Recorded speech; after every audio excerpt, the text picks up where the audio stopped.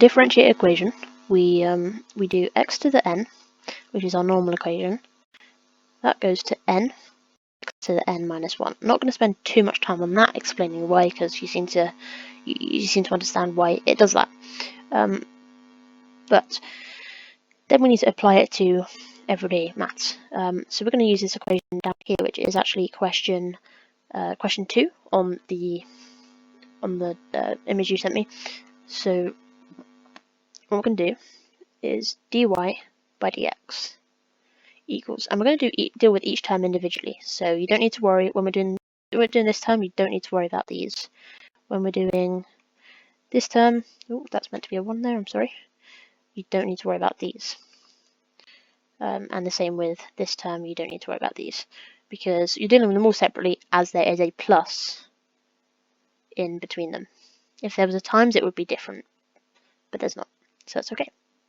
So y equals x squared plus 4x plus 1. So x squared differentiates to 2x, because 2 times 1, which would be here, is just 2, and 2 minus 1 is 1, so that would be technically 2x to the 1, but we don't actually really write that in maths. Next we have the plus 4x. Now because the x is technically x to the 1, 4 times 1 is just plus 4, and the x cancels itself out because it goes to x to the 0, and anything to the power 0 is just 1. Now there isn't an x term here in front of this one here. There is no x term, so that means it just cancels out when we differentiate, so you don't need to worry about that. So the differential of x squared plus 4x plus 1 is 2x plus 4. Now this actually means that if we had a curve like this, which is roughly what the curve is going to look like, oh, not quite there anyway, we'll go with it, yeah, it's going to look a bit like that. That means if we picked any point on the curve, let's say here, here, here, here, we could find the gradient at that point using that equation, and that's so long as we knew the x value.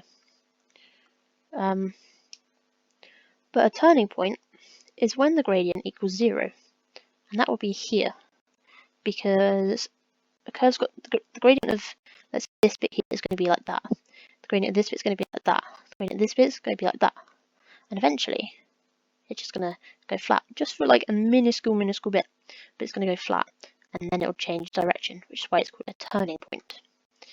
So what we're going to do is, because the gradient is going to be equal to 0 at that stage, if I can get rid of this, there you go, we can set this equation here equal to 0. And then we rearrange for x. So we have 2x equals minus 4. So if I just move the 0 to this side, that just makes it a little bit easier to kind of visualize. And then we do x is equal to minus 4 over 2, which is equal to minus 2. But we don't know the y value yet, so we pop that back into our original equation here. So we do y is equal to minus 2 all squared plus 4 times minus 2. It's important to put these in the brackets because otherwise then it separates the signs, because quite easily in the exam you can make a sign error. I do it all the time.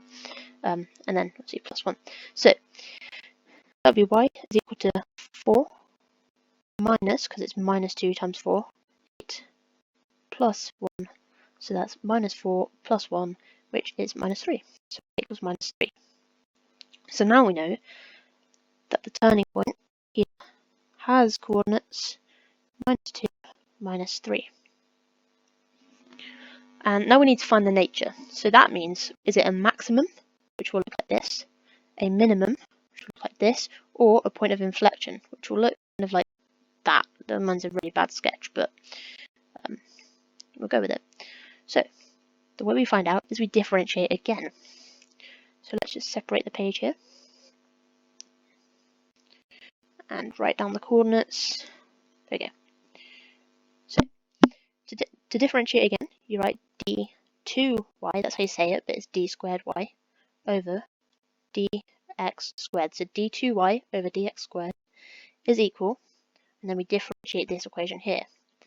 So 2x differentiates to 2, and because there's no x term in front next to the 4, then that cancels out. So 2y by dx squared is equal to 2. The way we can identify whether it is a maximum, a minimum,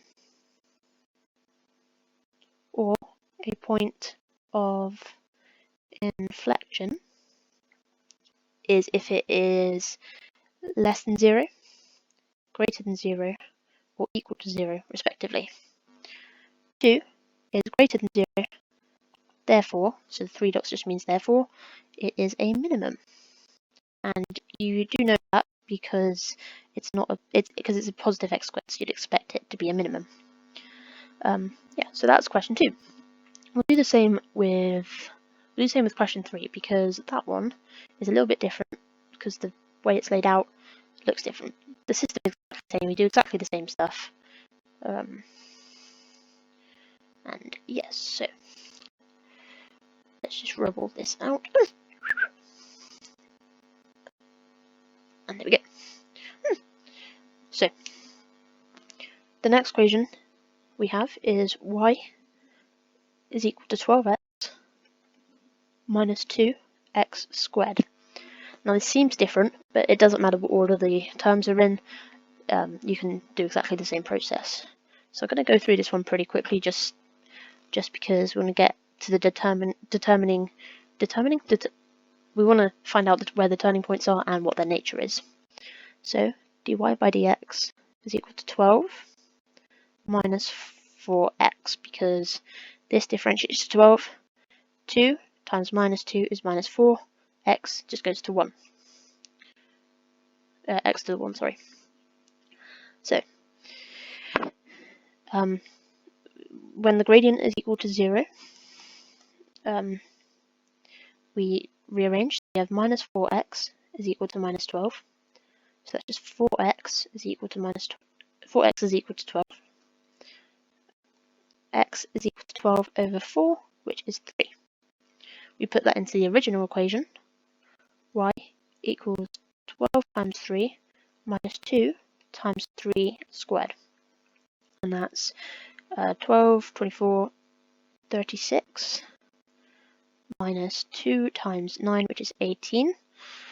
And my arithmetic is terrible, so just so I'm not leading you into the wrong direction, I'm going to find my calculator. Oh, it's disappeared. Ah, yes, I know where it is.